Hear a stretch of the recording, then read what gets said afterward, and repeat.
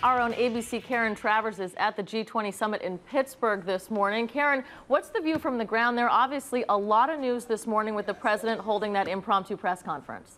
A lot of news, Yunji and David, and a lot of news that's almost overshadowing what the actual summit was intended to do. This was a G20 economic summit. There was going to be a lot of talk about regulatory reform, global financial crisis, how the economy has come back from the brink, as well as climate change. But I think the main headline that's going to come out of this, as you guys talked about at the top of the show, is that announcement this morning on Iran's nuclear facility, that secret nuclear facility that they've been developing. President Obama calling them out on this morning with Gordon Brown of Great Britain, as well as Nicolas Sarkozy of France, and the pressure that they're going to put on them going forward. This really tees up a really interesting meeting next week, October 1st, when the P5+1, that is the United States and allies like China, Great Britain, France, and Russia, sit down with Iran to discuss their continued pursuit of nuclear weapons and where they go from there. So I think this definitely ups the ante, if you will, on the international pressure and sets up a very interesting showdown next week.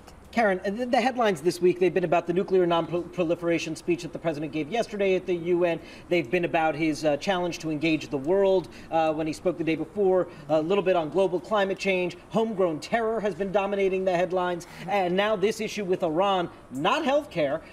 Is the White House happy with this week? And do they feel that they sort of got what they needed to get out of this big international week for the president?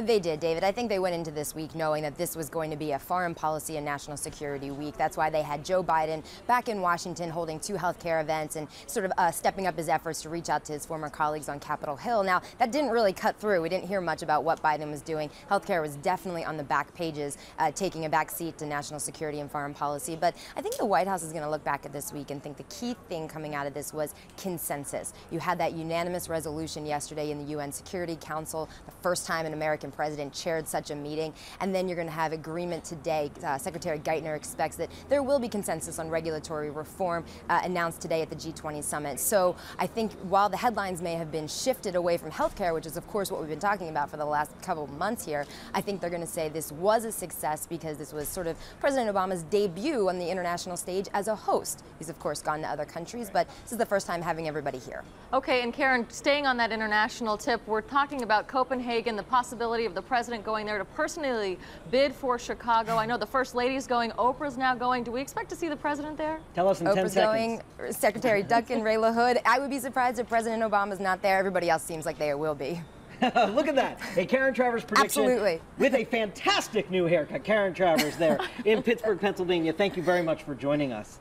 Thank you. Yunji, thank you so much for filling in today. We appreciate it. That does it for this edition of Top Line. Be sure to click us on again tomorrow. You can always follow The Note at Twitter, twitter.com/The Note. Get all the latest political developments there, and at abcnews.com/politics. Thanks for watching.